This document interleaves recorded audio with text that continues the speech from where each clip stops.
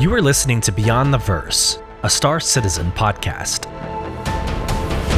A show dedicated to Cloud Imperium games, Star Citizen, and Squadron 42. Whether you fight, explore, unite, and/or trade, we bring you news, updates, interviews, reviews, and analysis.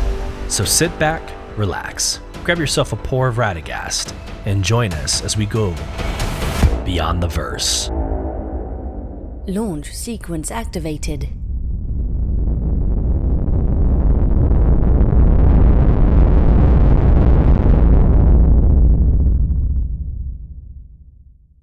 Hello, friends, and welcome to Beyond the Verse, Star Citizen podcast. I'm your host, Sulyce. This is episode 68. We're calling Star Citizen in Real Life. Today's segments include This Week in Star Citizen's news about the 324 patch being released in the PTU for Wave 1.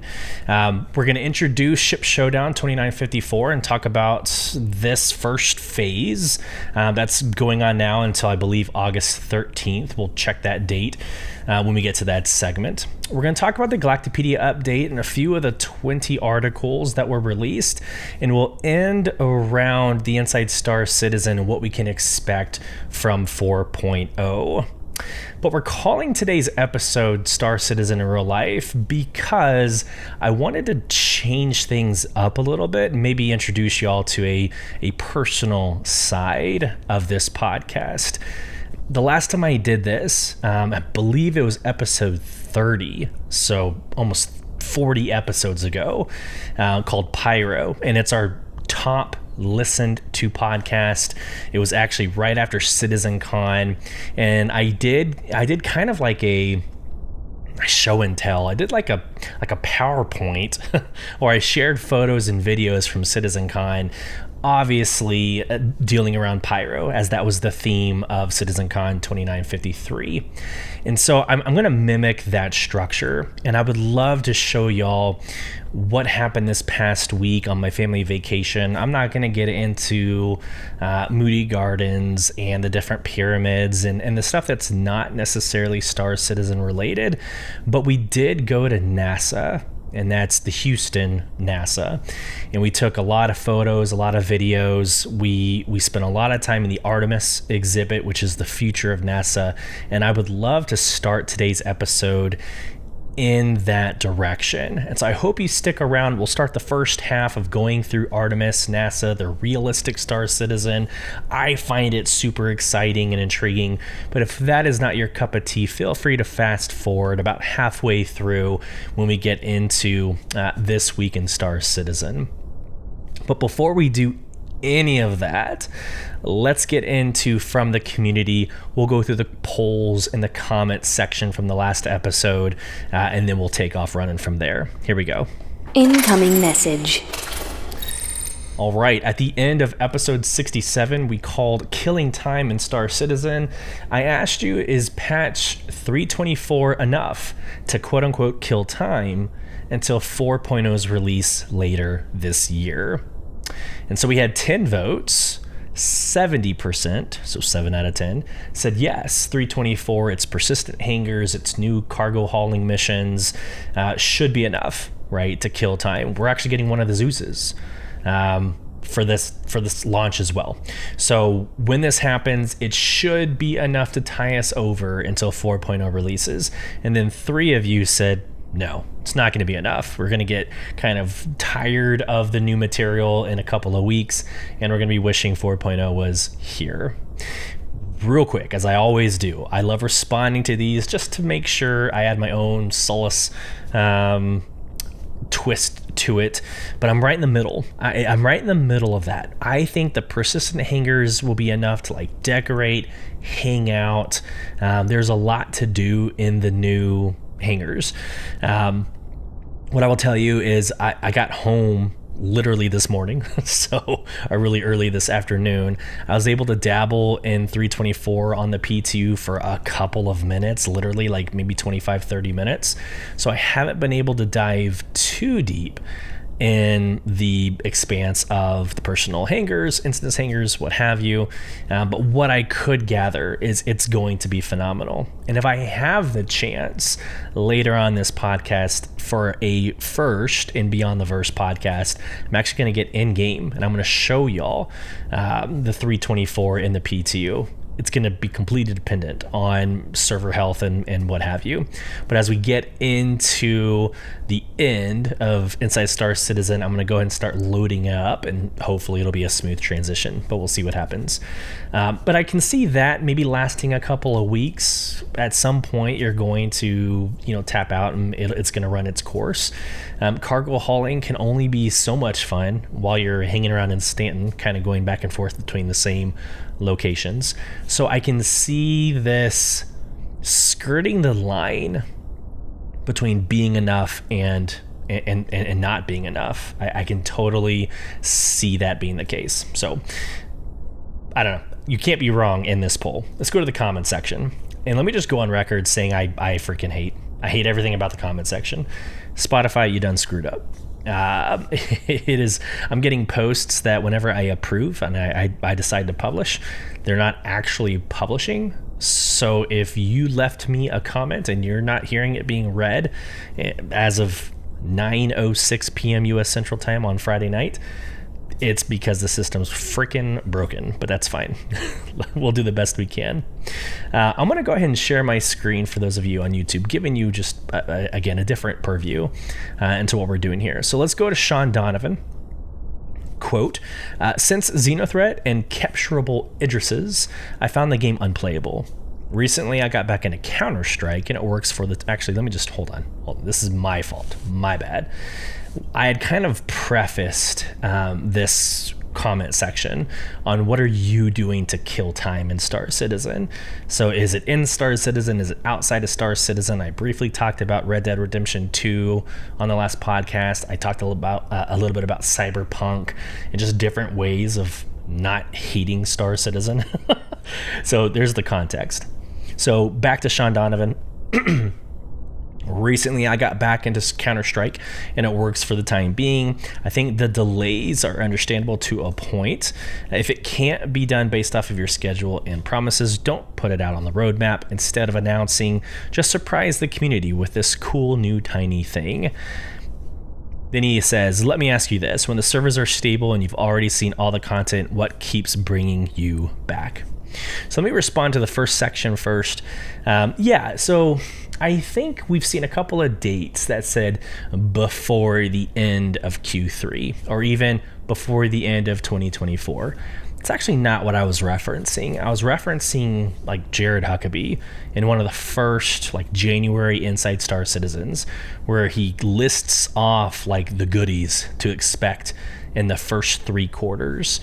He gives you like in the first quarter, in the first half of the year, and then in Q3, you're going to see Pyro. Again, we should not necessarily hold Jared Huckabee's feet to the fire. He's doing his job, right? He's doing his job. He's engaging with the community.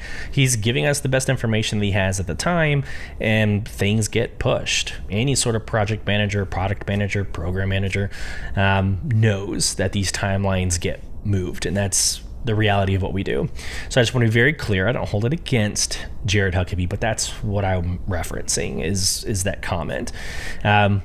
So yes, it should not necessarily be this like promise.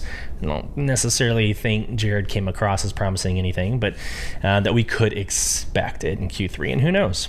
I mean, we have until what, October, November, December, the beginning of October, so the end of September. So we have 2 months to see, Pyro come out. Let's just sit back and see what happens.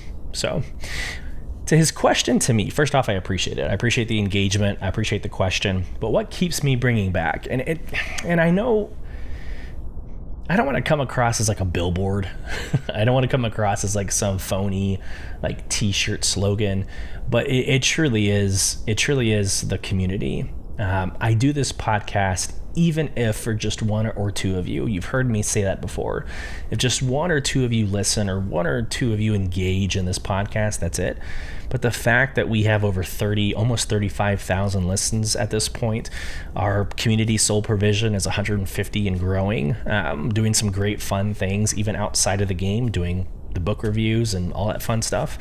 It's kind of the community. It's what outside of Star Citizen does Star Citizen bring us? And if you're kind of on the fence of like, what is this guy talking about? Just go to a Bar Citizen, kind of suck up the ego, suck up maybe the anxiety, feelings, and emotions you may have, and go to a Bar Citizen, and you're going to see a very diverse group of like-minded individuals. It's crazy. I've never seen it really in any other game to this scale, right? So I hate saying that. Now, maybe inside of the game, like outside of the community, inside of the game, it's just this kind of delivery, living and existing in space, right? Delivering missions, space trucker mentality. I mean, the fact, especially with 324, the fact that you can kind of just exist and things are physicalized, and you can see yourself kind of taking a break and going to the cafe and sitting down and having a double-decker hot dog, and like it feeds into bonuses and your health. Like, I don't know, like it gives you kind of a purpose to play. Now, if you're a sweaty gamer, and when we say sweaty, I refer to my days back in MMOs like Elder Scrolls, World of Warcraft. The sweaty gamer is those that are like keen on their rotations and their DPS and all that crap. If you're a sweaty gamer and all you do is try to be the best of the PvP combat ace flyers, I mean, you're going to get really annoyed at this game very frequently. I mean, the master modes, the desync issues that we're having, like today when I first got into the PTU, the PowerPoint presentation frames per second, it's going to annoy the ever-living crap out of you. But if you do it for all the other reasons, existing, exploration, space trucking, with the occasional mercenary missions where you get off and go to a bunker and shoot someone in the face, that's, I think, I don't know, you can kind of see joy, you can kind of see the highlights of this game. So hopefully that answers your question, Sean. Going to Dakota Riley, had to break put the Samsung phone, had to break out. I'm assuming Dakota meant out. Had to break out the Samsung phone to finally be able to comment. Yeah, here we go. Spotify. Where's my comment section on the iPhone? I don't know. We have many issues with the comment section in Spotify. Back to his comment. As far as how I've been killing time while waiting for 324, I've been checking out No Man's Sky on my Steam Deck. The new Worlds Part 1 update is fantastic. If you like Starship Troopers and Helldivers 2, the new The Liquidators Expedition is quite enjoyable. I've also been dabbling on the creative side with Soul Provision. Yes, you have. Prepping for the cargo update and other things. Absolutely. And we do appreciate all the hard work that you're putting in to Soul Provision. Absolutely. And there's a lot of updates for the cargo missions. So, in fact, Dakota Riley was one of the first ones when the PTU 324 dropped. They already had, like, here's what to expect. Here's how you accept your first mission. A huge help over in Soul Provision. All right, let's go to Disowned. I've been trying to occupy my time with reading and branching out with some of the other games like American Euro Truck Sim, keeping on theme with Soul Provision, obviously. Honestly, as sad as it is to say, it's been nice to take a break from Star Citizen. I was getting a bit burned out, so I think it's important to branch out and let the game breathe a bit. But of course, I'm always looking forward to Orgnite when I'm able to make it. Yeah, and that's another reason I keep coming back to Star Citizens, because Thursday nights during Orgnite, we make the most out of it, and it's fun shit. I break open some bourbon or margarita, sit back, and 15 of us will suffer through Star Citizen together. And unfortunately, sometimes it's suffering together. I think we can all relate to that. Last comment, Dreamer of Days. I got my wife a Steam Deck for her birthday, so we've been playing Baldur's Gate 3, when the kids let us anyway. I know that feeling. I absolutely know that feeling with 2 kids myself. Between that and the new job, I haven't had time to hop in the verse for a couple of weeks. as far as 3.24 and 4.0 goes. To play devil's advocate, Chris Roberts said by the end of summer, and the summer in the Northern Hemisphere ends on September 22nd with the autumn equinox. That leaves all of August for 3.24 and most of September for 4.0. Some people live on technicalities, and he quotes Groza. So Dreamer of Days, you're speaking my language. All those facts and interesting tidbits, you clearly listen to Beyond the Verse, because 100%. And I think that goes back to what I said a couple minutes ago. It was the comments directly from Jared Huckabee that had me leaning towards Q3. But to your point, it's Chris Roberts saying 4.0 in the end of summer. Here's my prediction before we get into kind of the meat of today's show. My prediction is that with 3.24 hitting the PTU this week, and again, it was yesterday, so Thursday, and a new patch released like 4 hours ago before I started recording Friday night. I highly suspect that we could go through all the waves, and by this time next week, 3.24 is live in the PU. So that would be in the second week of August. It's not bad. That also kind of coincides with Ship Showdown. Don't know if there's any particular reason that they would want those to line up necessarily, but I could see a world or a scenario where that could happen, where Ship Showdown, the phase 2 of Ship Showdown, and 3.24 kind of happens all at the same time. So we'll see what happens. But maybe that's today's comments. So maybe today in the comment section after this episode, what are your thoughts on when 3.24 goes live and when 4.0 goes live? What are your predictions? Actually, let's just do this. What are your predictions for the rest of the year? Right? Because we have 3.24. When is that going to go live? 4.0.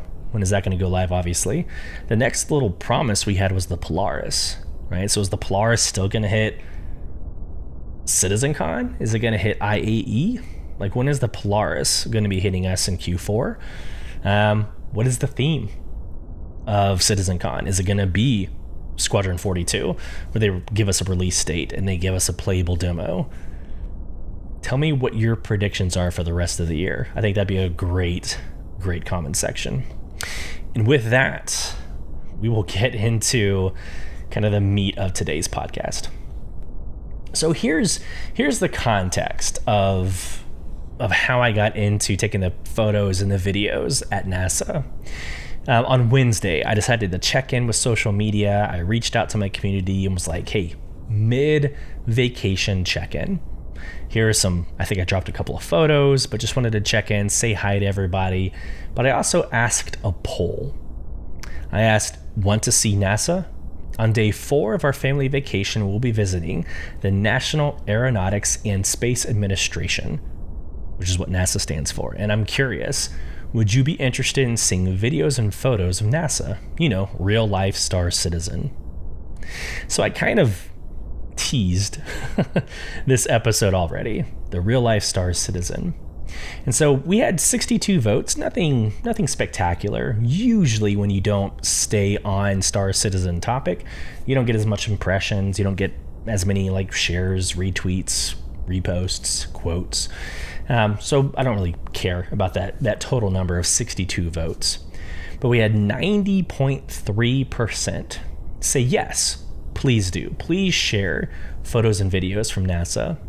And then we had 9.7% say no, stay on Star Citizen topic. So here's what I'm going to do. I'm going to meet kind of halfway. I'm not going to show y'all all of NASA. I'm really going to focus on what I think is pertinent to Star Citizen, and it's really the Artemis program. And so let's just get into it. We'll see how this flows. I'll go kind of quickly, but I just wanted to share this with you. So here we go. Sharing for those of you on YouTube. If you're not viewing and you're listening on podcast, at some point, feel free to hop on over. It's youtube.com/@ the @ symbol, BTV_cast. So here we go. Back to the moon. Explore Artemis. So this is the outside of Space Center Houston. Just really quick, NASA.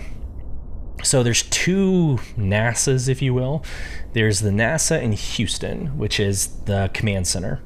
And then you have the NASA in Florida, which is the launch center. So it's where they physically launch the rockets. Where the command and the planning strategy and all that takes place here in Houston. So that's kind of, the premise of what you're looking at. This is the video that I took. I'm going to have to turn the sound off on these each time I want to play them. But when you first walk into Space Center Houston, I just did a quick little 360 of what you can expect. And this is where I started my thread. If you're interested in any of the photos or videos, go over to our Twitter, find this thread. It's like the second or maybe the third, the last one I've sent. And there's probably 10 or 15 different posts within that thread. So feel free. All right, so the first one I dropped, again, I'm only going to show you all what pertains to Star Citizen. So the International Space Station, this is, okay, I related it to the MISC Endeavour. No, the International Space Station is not a flyable vessel. It is literally a space station, and it orbits the Earth. And I think it orbits the Earth once every 93 minutes. So there you go. And you can sometimes spot it in the sky. I think I've seen it before, like in real life. I think I've seen it before where, it zooms across the sky pretty damn quick. But this is a livable, a habitable place. And I think it's up to 7 astronauts can live on the International Space Station at any given time. But again, it is it's exactly what it sounds like. It is Seraphim Station that orbits Earth, and it's a good stopping point. It's a good research facility. But I think what's interesting and why I related it to the MISC Endeavour is because it's built from modules. Like from the last 10 or 15 years, we've had many different nations go up there and either update or move modules to different parts, like literally taking a piece and moving it to the side or the back. And it immediately made me think of the Endeavour, right? As we look at the different modules, I forgot how many different modules there are on the Endeavour, but if you get the master set, it's at least 10 or 15 different sets of modules. So I don't know. I thought it was super awesome to really, think about, to really contemplate. And this is going to mean a lot more in the next couple of minutes because, well, keep in mind that the ISS, or the International Space Station, orbits Earth. So just keep that in mind. All right, next photos. There's my son and daughter standing up against some cardboard cutouts of astronauts. Space rover, Starship Gallery. This is the destination theater. Nothing really, sexy about this, other than we ended the whole NASA trip by watching the Artemis Program inside of this theater. We'll get into the Artemis Program. You can see on the very top of my screen, it's one of the next tabs we'll be discussing, but we'll go through Artemis in just a second. One of our first stops was visiting the Space Shuttle Independence. And so I'm not going to go through the whole history of rockets and how it evolved into space shuttles. And here's Space Shuttle Independence, one of the last space shuttles to have taken off. But we got to go on to a Boeing 737, see how it transports the space shuttle, and of course we got to walk on the Space Shuttle Independence, which you're about to see here in a couple of seconds. But just an interesting tidbit, there's like more than 24,000 panels on the outside of a space shuttle. Like 24,000. That is mind-boggling. And so as I go through these photos, these small little squares you see just collectively all together, over 24,000. Son and daughter standing in front of the Independence. Here's kind of the map, or maybe the X-ray overlay image of Shuttle Independence. And I took a picture of this, one, because it's educational, but two, cargo bay. And I'm all things cargo, right?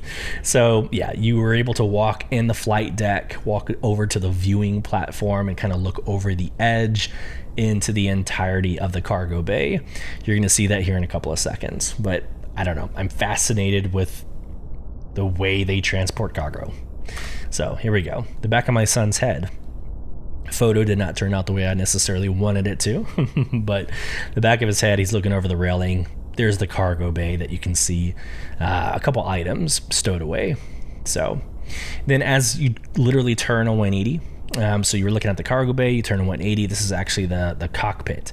It actually looks like a spaceship, or it looks like a regular airplane, right? Which this was shocking to me. Like I thought it'd be a lot different of a layout, but it really does look like a small spaceship on top of the large Boeing 737.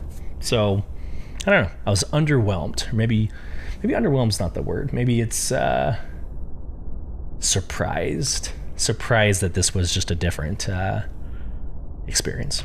All right, here's the front of the Shuttle Independence. You can see all the panels that I was talking about, and let's just move on. Okay, so this is I guess when you first walk in, there's a couple of rooms for like storage containers where we would put our spacesuits and undersuits, etc. Here's some cool things about the undersuits, or actually the NASA spacesuits. So real quick, and I find all of this fascinating, so bear with me. So each spacesuit, good Lord, weighs over 300 pounds. So if you're already at 200 pounds and you throw a 300-pound astronaut outfit on, or spacesuit, that's 500 pounds. Try moving around on Earth with an extra 300 pounds literally all around you. That has to suck, right? So you can imagine like the different considerations when we want to fast forward 930 years, in Star Citizen world. It's, I don't know, we're a long way from that. Right? This idea of just putting on a jacket and we're like, okay, we can go up in space. Clearly that's not it. There's nothing realistic about Star Citizen. I'm pretty sure that's not a shock to anybody listening. But yeah, so it's over 300 pounds. It takes between 2 to 3 hours to put on. 2 to 3 hours to put on an outfit, which I think is funny, because if you think about the quote-unquote realism debate that's happening in Star Citizen, imagine putting on a uniform and it taking 2 to 3 hours to put on. Yeah, right? So there's a couple liberties that we of course need to accept in Star Citizen for us to enjoy the damn game. So there we go. Last tidbit, $50 million. 50 $50 million per outfit. It's 14 different layers. Each layer does its own job, own specific, thing. But $50 million for one space outfit blows my mind. All right, here's an airlock. Nothing like what you would see in Star Citizen, but this is its airlock. And then one of the last photos I took, this is just funny because, again, cargo is my thing. It can hold 3.5 million pounds of cargo, or 1.6 million kilograms of cargo deployed into orbit by space shuttles. Oh, wait, that's just collectively. Never mind. It can't hold it. That's just how much we have deployed into space. So I don't know how that translates into SCU, and I'm pretty sure they don't correlate. But yeah, 3.5 million pounds of cargo deployed into space by space shuttles. All right, so the Mars stuff was super interesting. I'm not going to spend too much time on this. I made the comment on Twitter, and it's a weird one. I know that it's Mercury, Venus, Earth, Mars. Like, I know we're the third planet from the sun, right? Third rock from the sun. Mars is after us, so of course it'd be colder. This all makes sense to me. But I think, I don't know, the red dirt, I'm thinking desert, right? I'm thinking like hot and dry. But the current weather on Mars, it was like 23 degrees Fahrenheit. Its low was negative 99 degrees Fahrenheit.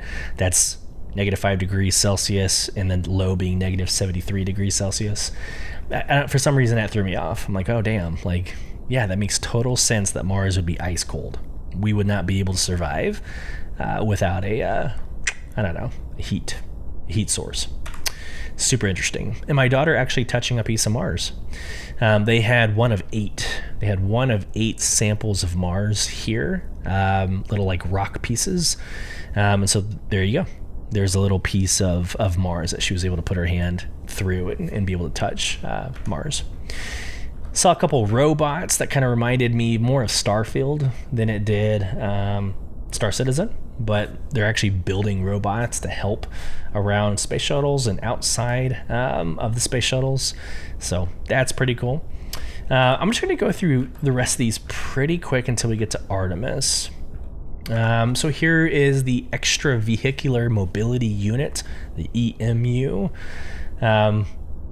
It's the space outfit, right? It allows them to work outside the space station in 0 atmosphere. This is what you expect to see, right? It's 254 pounds of an EMU, the 14 layers, all that fun stuff. But yeah, it's the EMU. So you hear like EVA is like your extravehicular. Whoops, I should not even have guessed. EVA, obviously, we know what that is in the game loop of Star Citizen. But EMU would be what we call like the space outfits. So pretty cool. All right, so different examples of what to expect. There's me and my family. I thought this was cool real quick. This is us going from Space Center Houston to the actual Mission Control Center, which we're not going to get into. This is all historical stuff, but this was a time lapse. So you can see all this. I'm actually going to pause it. Almost there. There's a deer. You can see at the bottom of the screen. They're just livestock. There's deer, there's longhorns, kind of in this whole campus of NASA, which I thought was kind of an interesting little nugget. But we're literally driving from the space station, or from Space Center Houston, which is what you see on the right side of your screen, and we're headed to Mission Control. So just a quick 30-second time-lapse video. This is Rocket Park. It shows the different levels of rockets or types of rockets that have been used up in space. We are now driving through the campus. All these buildings are government buildings owned and operated by NASA. And you'll see us, that tall building right in between. There we go. That is the Mission Control Center. So there you go. Super awesome. Good old time lapse. Thought the architecture of this building was pretty cool. And then let's just go quickly. So the cool thing about the Mission Control Center was that this was it was the actual location where Apollo 11 happened. So this is the actual first landing of the moon, or landing on the moon. And they had looked at photos and videos, and they have replicated it 100%. So the items you see on the desktops, like this is actually what was left over on the night that we landed on the moon. So it's very exact. And where we were sitting was the actual location of where the parents and family of the astronauts sat. So we were sitting in the seats watching what they would have been watching when Neil Armstrong and Bud Aldridge when they landed on the moon. So super awesome. Again, not going to go too much into this. Not a lot to do with Star Citizen. Again, the architecture was pretty fascinating there. Okay, so my son dabbing in front of the SpaceX rocket. Okay, so let's get into Artemis, and we're going to end this little fun piece of my personal side of the vacation we're right around now. So there is a kind of a 3-prong approach to Artemis and like the future of space for NASA. There's one independent contractor that they're still trying to prove their use case. I don't remember what they're called or what they're trying to prove, but you've got just that. Let's put them off to the side. You have one effort. And in the middle, you have like privatized, so SpaceX, right? SpaceX is teaming up with NASA, and they're working on like the personnel transportation, right? They're working on how to get people from point A to point B using reusable material. So I thought that was super fascinating as well. Let me just read you the little snippet on the bottom left. SpaceX's Starship human landing system will carry NASA Artemis astronauts and all of the supplies, equipment, and science payloads needed for extensive surface exploration from the Gateway space station, get into that in a second, and Orion spacecraft in lunar orbit to the moon's surface. So as we look at the comparison between Artemis and Star Citizen, right? Star Citizen, you hear RSI, Crusader Industries, these initial manufacturers that came together. Of course, they bought planets, right? They bought these, massive rights to the Stanton system. But at the end of the day, they have worked on military programs for the UEEN and civilian programs to get civilians up in space, right? This idea of expediting exploration. So they proved their use case of being able to get up and discover jump points, and now they just need bodies up in space. So you have this mass exodus of Earth, and it's called the Great Expanse, right? Or an expanse there in Star Citizen. You can kind of see the start of this in NASA's program called Artemis. You can kind of see it begin of these privatization. We're using Tesla's SpaceX, right? And then you've got government, entities that are also working together, as well as with like Amazon's space program, right? Blue Origin. I work at Amazon, and I don't remember what the damn name of the space program is. I think it's Blue Origin. But anyways, you got this government aspect as well on like the industrial aspect of whenever they do land, what does living conditions look like? What do tools and resources look like? But they're all working together. This three-headed approach is building the infrastructure for Artemis. And it just gets better as we go through these photos. It gets better.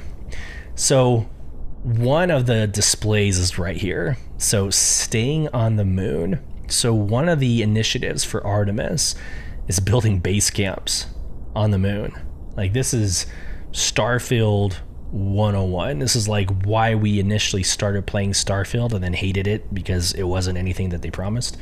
But we loved base building on Starfield. And we know that Star Citizen is going to eventually have base building. Well, here's Artemis that's working on actual base building on the moon. And so quickly, it's very interesting. They are looking to land on the south pole of the moon. Even more interesting, let me back up. I don't think you know this. Maybe you do know this. Did you know that only one face of the moon faces the Earth at all times? It is actually perfectly locked in with the Earth, where we only see one side of the moon at all times. We have never seen the backside of the moon. Like, that's fascinating to me. So when I say the south pole of the moon, it's the south pole to every aspect of the Earth. Like, it's the South Pole no matter how or where you stand on the Earth. So the South Pole of the moon has never been explored by human, but we did have a rover, like a machine, go and explore the South Pole and discovered ice. And where there's ice, there's hydrogen and oxygen. And where there's hydrogen and oxygen, you have oxygen to breathe and hydrogen for fuel. So it has the potential of being, this gateway, which we'll get into that in a second, but this gateway to the rest of space, right? But I thought this photo was very cool. In fact, let me go ahead and get into gateway. So the International Space Station orbits the Earth. Super fascinating, super awesome. We are building the gateway, which is going to orbit the moon. Same kind of idea. It's a space station, but it's going to orbit the moon and serve as a kind of a boomerang or a kickoff of either going onto the moon or eventually maybe one day to Mars. But the idea is that it's orbiting the moon, so you'd go there. That might be your one-stop shop, or that might be your base, if you will. And then you'll travel down. I think they said it was a day and a half or 3 days. I don't recall. Maybe the round trip was 3 days. But going down to the moon, doing what you needed to do. Maybe there'd be some locations there to stay, if you will, but your main base, your home base of operations, would be this gateway. So I thought that was fascinating as well. Really quick, while we're on the topic of new stuff, you also have a new space capsule. So, the thing that landed on the moon that we all know and we've all seen, Neil Armstrong, jumps off, whatever. That's a space capsule. We have a new one that's going to be called the Orion. So the Orion is this updated space capsule. So there you go. I thought the base building was very fascinating, that we see it in Starfield. We're going to see it in Star Citizen. The shit's happening right now. Like, it's being built right now to be able to deploy to the moon. And this is very soon. Super exciting. This is awesome. So this is a sign that says it takes a team, and it goes through people around the world working on Artemis, work on these jobs. And these jobs are engineers, nutritionists, trainers, psychologists, scientists, mission control teams, and communication specialists. And so I wanted to talk about this piece because as we start getting into what does it take to run an Idris, what does it take to run a Javelin, I don't know, maybe it's too much, like resource management. It'd be too much to throw in a psychologist, right? But just this acknowledgement that your base should be more than just pilots and engineers. Like, it'd be cool to think of a future where you would need a communication specialist as well, a radio operator.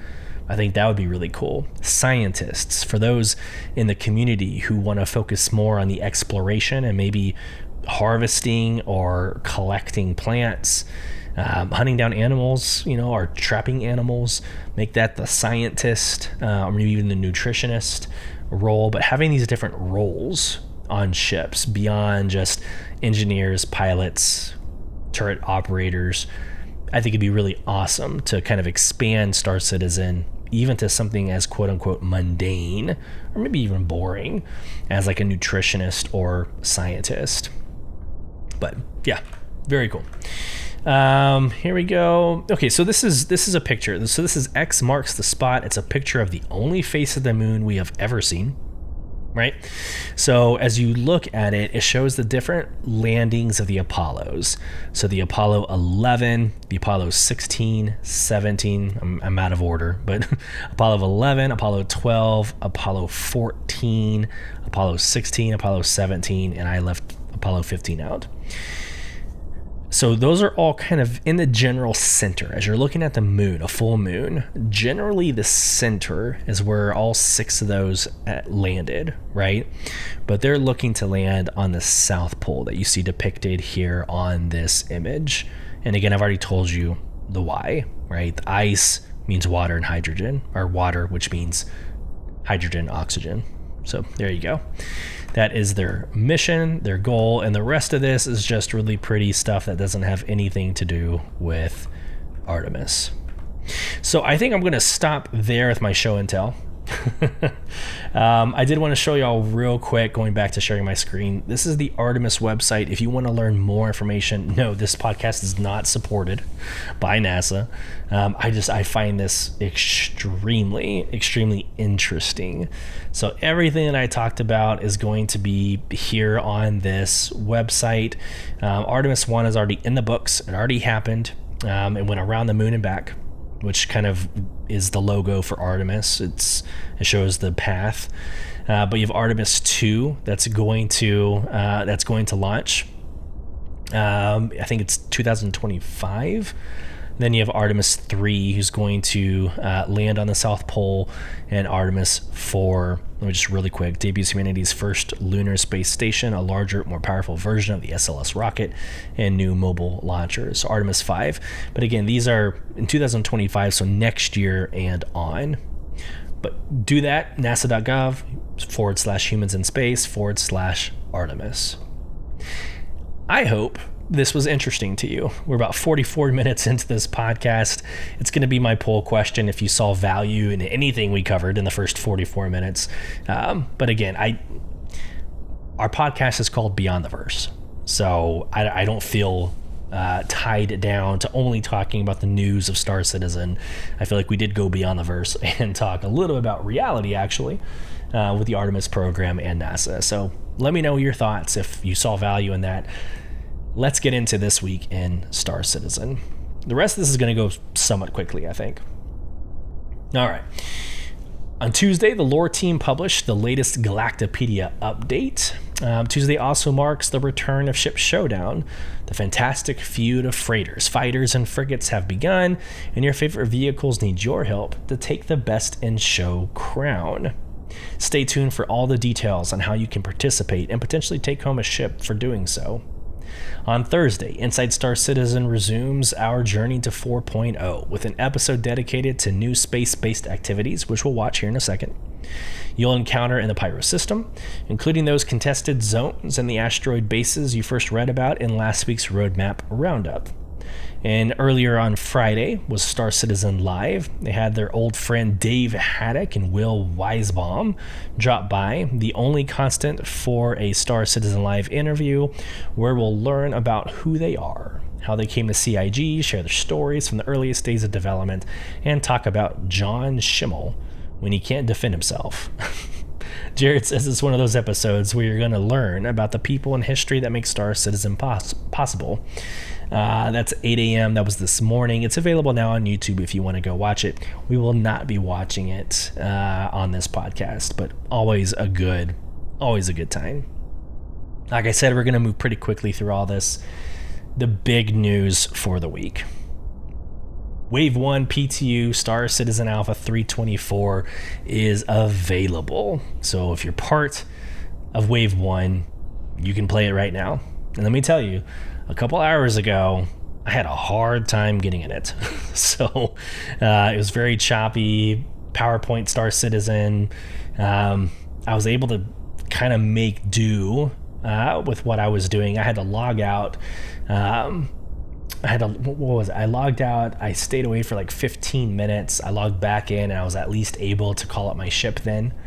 So I was able to experience the hangar, the ship loading experience. It was all good. And we're going to go through some of that hopefully here in the next couple of minutes, where I'll show you what Wave 1 of PTU looks like. So there's nothing really to talk about on the patch notes here. You've been hearing it. Every time we talk about the Evocati patch builds, I mean, this is just the Evocati patch build, but for Wave 1 PTU. The only thing that's not being tested for the PTU is the Blockade Runner dynamic event. Everything else is good to go. So you're going to be able to experience cargo hauling, the freight elevators, persistent hangars, the storage access. That's huge. That's going to be crazy. And again, we'll get into my reactions to that here in the next couple of minutes when we get into Star Citizen, hopefully, crossing fingers, in the next couple of minutes. All right, so let's get into Ship Showdown. Again, going quickly. Ship Showdown, we're in the community call portion of Ship Showdown, meaning, and this has been the case for the last 2 years at least, but CIG will come out and say, hey, community, who do you think should be the top, 16 ships to be considered? And what's interesting this year is you have to consider, like, the Crusader C1 is available to vote on. The there's a lot. The F7C or the F7A Hornet Mark II, the F8, right? The Lightning that got all the ticket nonsense, all the drama. I mean, every ship that has launched in the last year is up for grabs, right? Up to be voted on. So you could see some upsets. You could see some regulars like the Arrow or the Gladius. You could see them get overthrown pretty quickly. I think it'd be hilarious to see the MPUV tractor go all the way. And so maybe that's another comment section. Like, what ship do you hope to see make it all the way through the Ship Showdown? And like, for me, I don't know. The Carrack should always be one of the top 4, in my opinion. I don't know. Fight me, debate me, whatever. I think the Carrack is still one of the most fun ships to fly as an org. even with most of it not being operational, like the drone room. 100% still on board, still support that. But let's go through the community call real quick. They're looking for the divisions, right? So the industrial, racing, combat, exploration, transport, alien vehicles, ground vehicles, and quote, the little guys, or the underdog division. And basically they're asking you between now and August 13th to submit your fun, crazy ideas. Right, so you have 10 days as of right now of me recording. You have 10 days, 17 hours, 10 minutes, and 2 seconds to get your submissions in. And I don't know, songs, commercials, physical models, anything and everything is up for grabs. You put them into the community hub, and then the upvotes win. So try to get your community to upvote them, share them on socials, get more upvotes. And go from there. But there's some amazing ideas. You can scroll down here on this page. You're going to see them featured, right? You're going to see them featured like I'm showing you now. Scroll down, ideas, some fun ideas, some actually supported by CIG. It's the content creators they're supporting. Again, some really awesome ideas here. Not going to go through each one of these. So you have until August 13th, and then you have the live showdown. It's August 15th through August 29th, so 2 weeks from the middle to the end of August. That's where I shine. So for the last 2 years, I've created an Excel spreadsheet that, I don't know, if you watch like CNN or Fox News or any other news program during any political like votes, you see the different, like, we can call this 2 hours in advance because there's no way, probability speaking, for the underdog to come back. I love doing that. I am a statistical nerd. So you'll see my socials flooded with my analysis there. And last year I think I missed one, and I think it was when I forgot which ship. It was like the Cutter. It was like some ship overthrew my Carrack, and I was pissed off about it. But we were pretty easily calling every single race in the first like hour or two. But it's interesting. I love doing it. The fan base, tends to love, seeing it. It generates a lot of good conversation. Also in Soul Provision, we'll have our own vote as well. It's more fun to see like how the 150 of us feel about a ship, as opposed to seeing the 15 to 20,000 votes that ships normally get. So yeah, so there's the Ship Showdown. It's pretty easy. It's robertspaceindustries.com/Ship Showdown 2024, or just go to the main site. It'll be the landing page. You can click on it. All the information is there. As always, it's accompanied by a Spectrum article. So here is your Ship Showdown 2954 Phase 1 has begun, with a lot of information on how to participate, rules and regulations on how to participate, or maybe like, I don't know, guardrails to things not to do whenever you participate. There's a second one about your favorite ship needs your help. This was 6 hours after the last article. Not too much more information. But yeah. So I hope something I said here kind of resonates with you. We're not really going to get into this until the 15th, which is not next week, but the week after. And then we're going to go crazy. We're going to go crazy with votes and polls and analysis, and expect the podcast to blow up with a lot of that as well. So there you go. Okay. We're going to go through Galactapedia update, and then we're going to get into the Inside Star Citizen. We're going to watch that 4.0 video together. It's like 16 minutes. And then we'll end with my attempt at getting into the PTU. And we're going to go through that together and just see what that experience is like. So, Galactapedia update. Sharing my screen. Like always, there's about 20 articles here. I want to go through those real quick, but here is the narrative, or here's the first paragraph. This month we learn the history of Shubin Interstellar, get an overview of the Odyssey, the Expanse, the Ironclad, the Fury, the Scorpius, and other ships and vehicles. We also visit the home system of humans, which is the Sol system, hence Soul Provision, and cover the common laws that govern the entirety of the UEE. Join the Spectrum thread for any discussion or feedback. The full-length article was Schubert Interstellar, and then the short articles, the Odyssey Expanse, the Hoverquad Ironclad Assault, the Sulyce, the Quell Kaltu, which is a Xi'an scout, Fury, the Fury MX, the Fury LX, the Mule, the Arastra, the Scorpius Antares, the Zeus Mark II ES, MR, and CL, the Saber Firebird, Saber Comet, Saber Raven, the Common Laws, which is the core code of the UEE government, and then the Sol System, which is the home of the humans. So a lot of articles are here if you're interested in ships and kind of the history thereof. I think it'd be really interesting to get into, the Odyssey would be good, right? The Odyssey would be like, it's Carrick 2.0. It's for your long distance journeys. It'd be interesting to get into that and read more about that. The Arastra was announced last year. It's deep space mining. So think of kind of a sub-capital mining ship. It's what you'd pull right under the Orion. The Orion is your capital mining ship.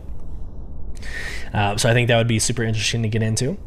But yeah, some good articles to read. I haven't been able to touch a single one of these because I got home like 6 hours ago. So bear with me there. But I'll have a lot of reading material between now and next Thursday. So without further ado, here's Inside Star Citizen Alpha 4.0, What We Do in Space. So to the article, sharing my screen. Ready to take on some brand new gameplay in space? Join us today as we explore new activities coming to Pyro with Alpha 4.0, including asteroid base assaults and contested zones in this episode of Inside Star Citizen. Let me play it for you. I will try not to interrupt. We'll go through these 16 minutes together, and then we'll get into Wave 1 of the PTU. Here we go. By this point, it's pretty safe to say that all of you watching now know that Pyro is the next star system upcoming to the Star Citizen Persistent Universe in the upcoming Alpha 4.0. And 2 weeks ago, we started ISC's journey through the jump point to get there. And it's a good one. You should check it out if you haven't already. But what is there actually to do in the Pyro system once we get there? It's not all just pandemonium and chaos. To start, nearly every mission type and every gameplay system we've developed for Stanton works there as well. That means a life of cargo, salvage, mining, bounty hunting missions, and more are already ready to go due to their systemic development. But that's just the head start.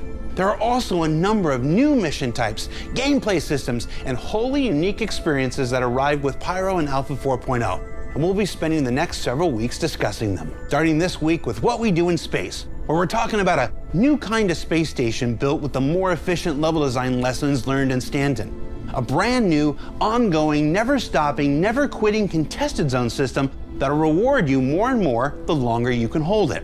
And a sneak peek at asteroid bases that'll require both ship and FPS combat combined to overcome and explore for its rewards. Let's find out more.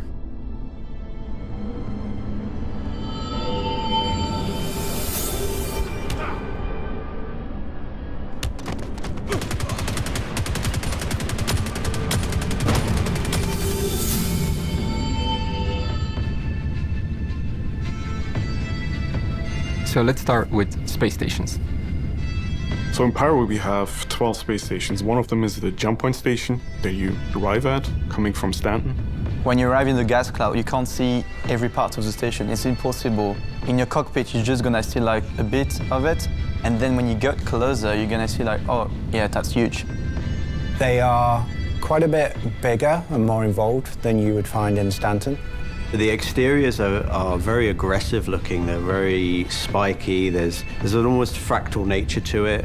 The space stations are owned to like different like factions, so you can see like the factions branding on top of some of the stations. And then you can see like, oh, if like rough and ready, you're gonna have problems. The Rough and Ready gang is one of our main operators in the Pyro system. Almost every single rest stop refueling station is gonna be run by Rough and Ready. They started off back in 2939 when this enforcer named Rook had enough. He had this great plan about how they could take over the fuel operations in the system, and the ruling council of the headhunters deemed that it was too risky. but a lot of other people had gotten wind of Rook's plans, and so he ended up splintering off and kind of forming his own gang. Rook decided to take on this symbology of rest and relax, which is a known refueling station, kind of do their own spin on it. And he took the double R and they became Rough and Ready. While they're totally down to defend their territory and they're not gonna take any BS from anyone who's opening fire or hurting their business, they also don't get dragged unnecessarily into conflict. Each of the 12 stations will have a unique exterior, and some of the ones will be Starlight Service Station, Obituary, a very happy name, Gaslight, but maybe that's not what it's really called, and Megumi Refueling, which is not as easy as it sounds to say. And of course there's Checkmate Station, which is a little bit different to how you may have seen it in Pyro Playground and CitizenCon, and there's also Ruin Station. What sets Ruin apart? It's the big LEO. It was originally Checkmate that you would have seen in Pyro, but it's been greatly expanded. It has significantly revised and enlarged interior with much more gameplay opportunity. When you arrive in a Pyro space station, you'll recognize some of the activities that you already do in Stanton to be done there as well. They have the same facilities, things like weapon shops, food courts, hangars. You have direct access from your hangar to the cargo deck, and that's where you can buy your commodities or sell them, and then you can return right away into your instance hangar and then go off on your trip. From there you can also access the external freight elevators to easily load your whole Cs, and so we've made this gameplay loops much less tiring in Pyro. And in Ruin Station we'll have something called the Ghost Arena, which we'll let you discover for yourselves.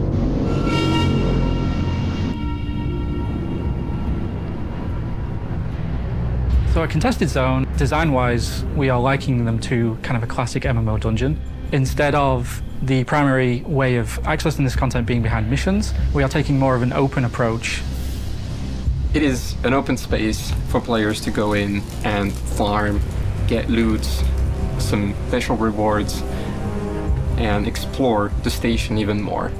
So what I really like about the contested zones is the fact that they are right there next to the social space. It's really quick access, which I think is something that makes Pyro unique.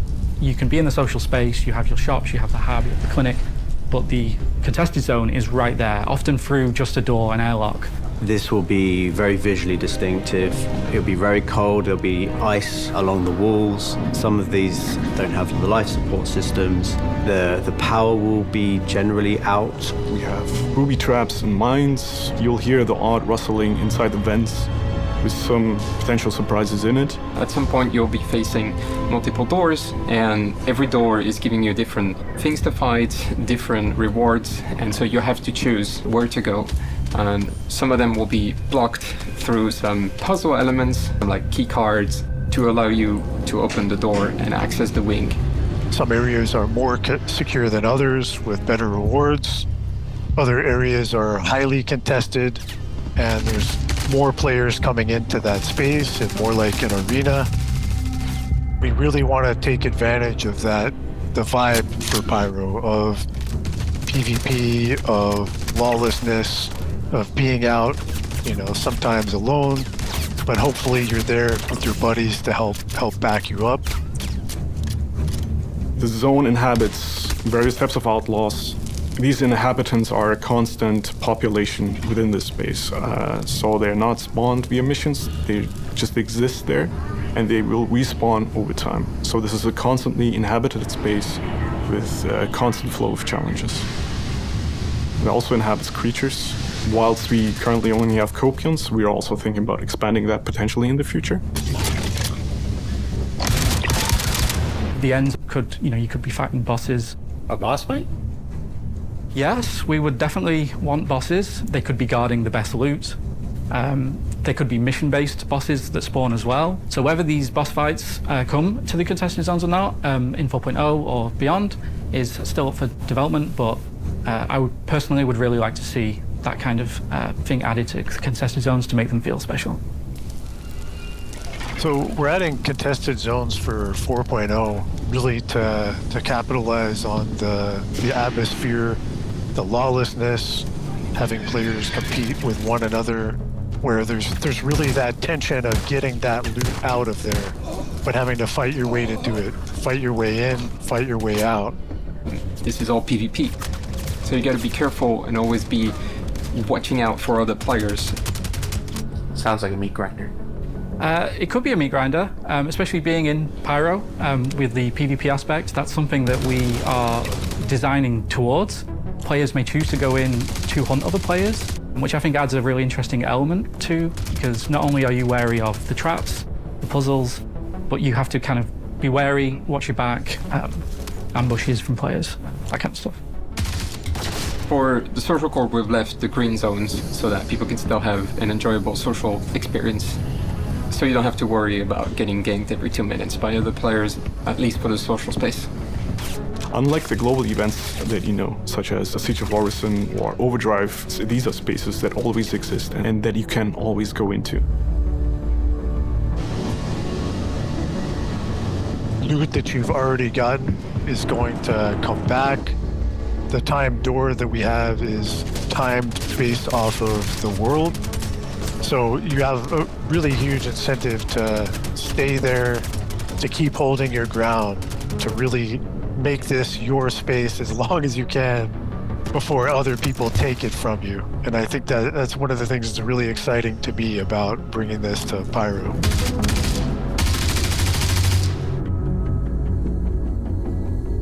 Pyro has a number of asteroid clusters. They are the newer, larger asteroid clusters, so they should look and feel very different to the ones in Stanton. Asteroid bases for us are really trying to take advantage of our universe better in terms of the locations that we have. Space is big, space is massive, but for our game, often we don't take as much usage of it as we should. We're taking procedural asteroids and we're carving these locations into it. And we're really providing a lot of variety in the gameplay in a form factor space. Essentially, we're utilizing the station interior set that we have created, and we're wrapping them around an asteroid, a big asteroid that allows us to be a lot more versatile with the kit that we have and create some interesting layouts for you. Asteroid Base gives us the opportunity to create missions where you can be in space, then you have to go on the interior to continue the mission. We made a little twist of the bunker, a little space where we can have some missions, but in space. Sometimes we could start with ship combat. You could have heavily defended areas on the outside. You could be engaging enemies outside on the landing pad. Some of them even have Copion infestations. That should be fun. That should be fun.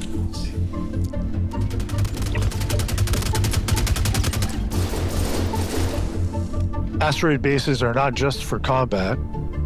Because they're procedural asteroids, one of the things that's really cool about them is we can have multiple routes into these locations. So players can EVA and enter through a vent hatch. You could find your way in through a hangar. You could go straight through the front door. But there's a lot of room for exploration, finding loot that's been hidden there with loot crates, and find certain items that are important for you that you want to use to progress through Pyro, things that you haven't seen before in Stanton. Can you tell us what that is? No, I don't want to spoil it. As a baseline, we wanted to bring Pyro up to par with all the content that we already have in Stanton, but also make it unique. We believe that with the addition of contested zones and asteroid stations and all the other little pieces will give us unique aspects that really make it feel different from Stanton. We're really looking forward to you finally getting your hands on the full experience of the stations. There's been a lot of effort put into them. There's a lot more diversity now inside and outside of the stations, both in terms of visuals and design. Asteroid bases and contested zones, for us, are two really exciting new location types that we're bringing to the fans for Pyro. It's not a global event, so it's long term. It's always going to be there. You can come back, get new cool stuff, advance your progression, and have fun with your friends and your party, your orgs, and have a great time in Pyro.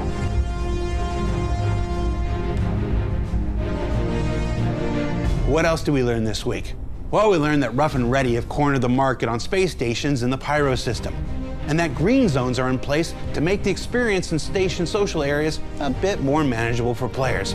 That does not extend to the new contested zones, where chaos and carnage will reign supreme, and those who can temper it, solve their puzzles, collect their treasures, and escape will be rewarded for their efforts.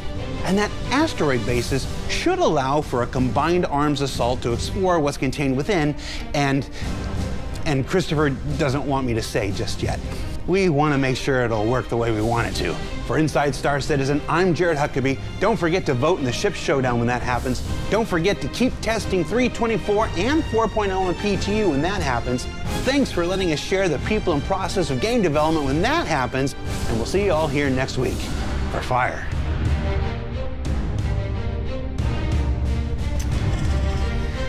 Soon. Soon. Yeah, I still think, I don't know, end of September, it's possible.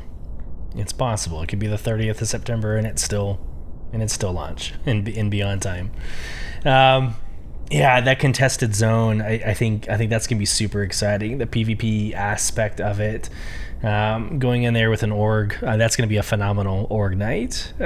So contested zones, the asteroid bases, all of it. There's more to Pyro than what I had originally thought. So I hope you found the same excitement there with that Inside Star Citizen episode. I'm going to wrap up the episode just in case the servers go bad. So if you don't hear anything after my sign off, it's because the servers were shit and I didn't want to take you through that. But we'll try to get into patch 3.24. I'll show y'all storage access, the persistent hangars, calling up a ship, and the first cargo hauling mission. So cross your fingers. Regardless, I hope this finds everybody well. If you want to become part of the conversation, at the end of each episode, there's a comment section over in Spotify. That sucks, but go ahead and leave a comment. There's a poll that you could answer as well, which we'll go through every single episode like we did this one. You can email us at contact@beyondtheversehq.com, or you can join any of our socials, Twitter, Instagram, Blue Sky. That's @BTV_cast. There. Oh, and you can join our in-game organization called Soul Provision at www.robertspaceindustriescom/orgs/provision. Again, I hope this finds each of you well. Safe travels as you traverse beyond the verse. Take care, everybody.